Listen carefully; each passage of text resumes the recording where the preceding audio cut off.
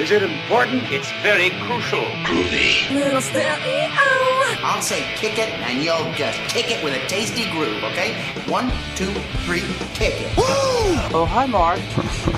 He likes. It's time for the most crucial podcast with your host, me, Mark Franchise. Meow.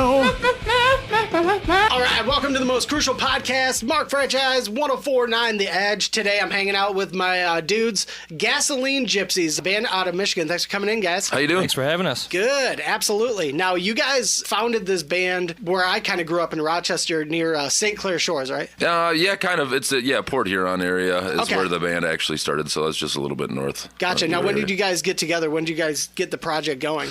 The Gasoline Gypsies itself actually started in, I think it was 2009. Oh, okay. And it was a three-piece. We were kind of country rock, acoustic rock type stuff, drummer, bass, and mostly acoustic guitar. And Right. we still did the harmonies back then, but not as much. And a lot of changes have led up to this point where we're a four-piece, pretty much straight-up rock and roll band. Yeah, the sound kind of evolved a little bit. Yeah. Okay. When you formed the band, who was there from the beginning? Because there haven't been very many lineup changes.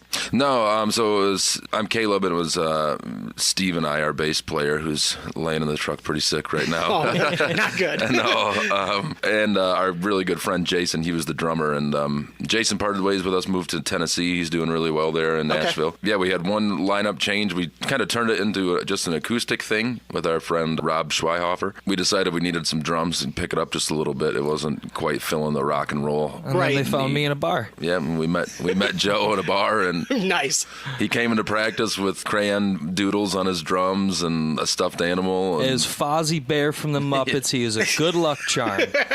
And we thought we were going to have to tell him to leave, and then he started really rocking out, him and Steve. So that was the addition of Joe. And then That was 2013. Yeah. Is that around the time that you guys started linking up with another band that we featured on 104.9 The Edge as well, The Native Howl? Yeah, that was. Yeah. Okay. Yep, it was when that was. We were kind of starting to develop this sound with our friend Rob, and then we parted ways with him as well. Neil kind of introduced himself. We had played with Neil through another band, and we put up a post that said we were looking for another guitar player, and he showed up and knew most of the songs already, so it was pretty rocked awesome. it out. That's Yeah, great. Yeah, it was really great. That's so huge too, because it's kind of a frightening thing when you're in a band and you've got your sound, you've been working with the same people for a good amount of time, and then you're like, oh crap. Yeah, So exactly. it's nice when you've got a guy who can step in and kind of know what he's doing. Yeah, he definitely took the time beforehand, and that proved a lot just from the first day, and we decided to stick with it, and man, we've just been growing ever since. As Yeah. the drummer sitting back and watching it all, I mean, you got Caleb and Steve who are, folk and country and bluegrass roots, and Neely came in and really had just this blues rock and roll thing to him, and it all kind of just melted together, and it is what it is, rock and roll. Yeah, I think your styles really complement each other too. With the way, like, anytime I've ever described your music to somebody, I was like, I don't know, it's like it's a perfect blend of southern rock, almost at times a psychedelic rock. It's something really unique, and it's, again, like the Native Howl, your two bands are so diverse with the styles of music that you play. It's really unique, and really just shows what Michigan music is all about. Yeah, the Michigan music scene right now is just on fire. It's blowing awesome. up. We're very happy to be a part of it. Yeah, absolutely. And it helps too. There's a lot of people, opinions aside what they feel about like Greta Van Fleet coming out of Frankenmuth, but it's always good when you see a Michigan band just blow up, and that can't mean anything but good things for other musicians from Michigan as well. Absolutely. No matter how you feel about them in particular, it's kind of they really helped kick the movement into gear for this classic rock sound again. You know what I mean? They kind of started a wave regardless of how they started it, and it's exciting. Yeah, no doubt. Because we're right there. Yeah, we actually met a guitar player, Jake, in Virginia when we were on tour with the Native Howl last year. Oh, nice. They just seem like good guys too. So You have so many people talking about them, good and bad, and it's, at the end of the day, It's all good if they're talking about you. yeah, exactly. And that's clearly what we're trying to do here as well. Now, you guys just put out your second official album, right? Third officially. Third official, okay. Yeah. We did release one long ago when we were that acoustic rock three-piece type gotcha. thing that we haven't put out in quite a while. Right, So- because I know about Killing Time. That was the first one that I got back in like 2014, I believe. Yeah, there was actually one so I guess technically it's 4, isn't it? Because we had the Gasoline Gypsies first one. Before I was even in the group, you guys cut an album too, yeah. And then we did one with Rob, and that was just self-titled. Gotcha. Yeah, and that actually has a couple songs we still play on it. Okay. The Weather and Abilene. And then came Killin' Time, and that was the first album with Neil here. Gotcha. Which we recorded 3 times. Really? Yeah, a little inside information. And then, we just released Vagabundos. Where can are any of those albums, like Killing Time's obviously available, and the newest one as well. Can anybody still purchase the other albums, like at your shows or anything? No, but we are kind of working on that. We're getting some fans who've been requesting some things, so we might do something about that. We'll see. Is this new album on vinyl? Not yet. Okay. Is that something that you're... It's something in the dabbling works right Another now. thing we're working on. That's such a huge resurgence right now. I don't know if you guys have a vinyl collection at all. I have a huge vinyl collection. I actually do something I call Makowski's Minute every week, which is just a vinyl review. Nice. And we might miss a week or two when we're on the road, but I just put my collection in alphabetical order, and I started going and say this is when it came out and everything, and I love vinyl. I started collecting that when I was like 16. So I've had it for a long time because that's what my dad grew up with. And it's crazy because even now you can get so many amazing albums for dirt cheap. Oh, yeah. Because most of the time they price them on the condition of the jacket. And it's like, well, I'm not listening it. Right. You know, I'm not listening to the vinyl looks jacket. great. Who cares if the sleeve is still there? Yeah, exactly. So that's the wild thing too. There are so many albums I've found recently that have been out of print for so long, and they're just selling it for dirt cheap because they're just like, oh, whatever. It's there. Yeah. The sound on vinyl is so much deeper too. For sure. So you guys you have a whole lot going on this summer. You guys got a bunch of shows going on this summer, right? Oh, yeah. Yeah, I think we have one Friday off between now and September, and that's it. Brutal. As far as weekends, including this is one of 5 things that we're doing this weekend. Wow. Before Sunday, so we've got a lot of crazy weekends coming up, that's for sure. Yeah, a lot of fun.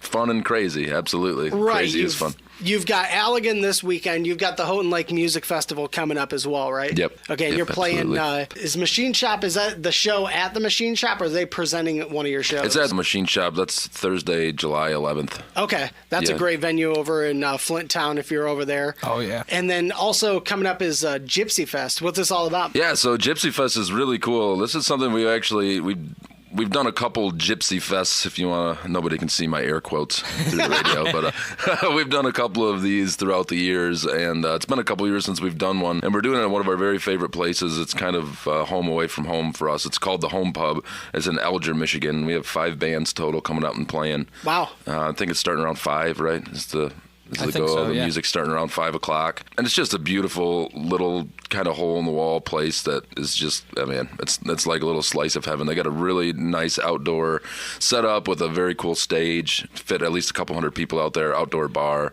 bonfire pit. It's like a little slice of heaven up north, and it's not that far away type That's thing. cool. Geographically, where is that about? That's in Alger, so just south of West Branch. Okay. Yep. So I know where that is. Like takes 75 straight up. Yep. It's exit. What is it? 202. Yeah. 202. Yep, it's right off the exit there. About And you can 5 get all the minutes. information on Gasoline Gypsy's Facebook page and stuff. You'll see it everywhere. Yep, Cool. yep. That's awesome. And you guys recently won some awards too, right? More awards?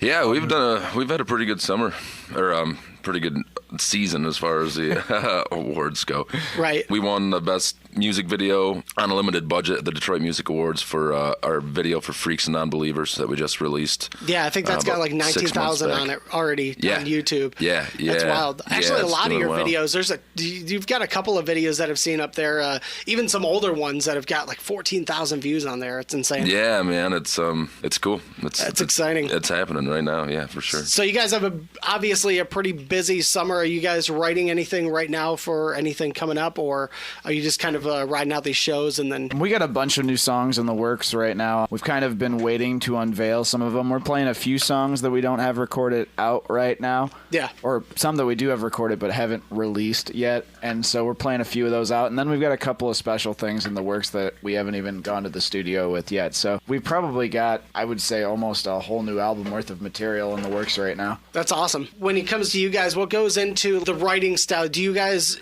have a bunch of ideas, throw them together, arrange them in a particular way, or do you guys try to write an album from beginning to end? There's usually it's usually we kind of just write whatever feels good. So usually what'll happen in the beginning of the process is either Caleb will have pretty much a whole song fleshed out and then bring it to us, and then we'll all kind of fill in the rest of the parts. The other way that kind of happens is I have a lot of just like random riff ideas, so I'll just bring stuff to practice and see what sticks, and then Caleb will write words to all of it. He literally will run off into a corner and be like, just leave me alone for a second. I have to write something down. Like, it's just like happens for him that fast. So you guys have actually frequented Kalamazoo quite a bit lately, right?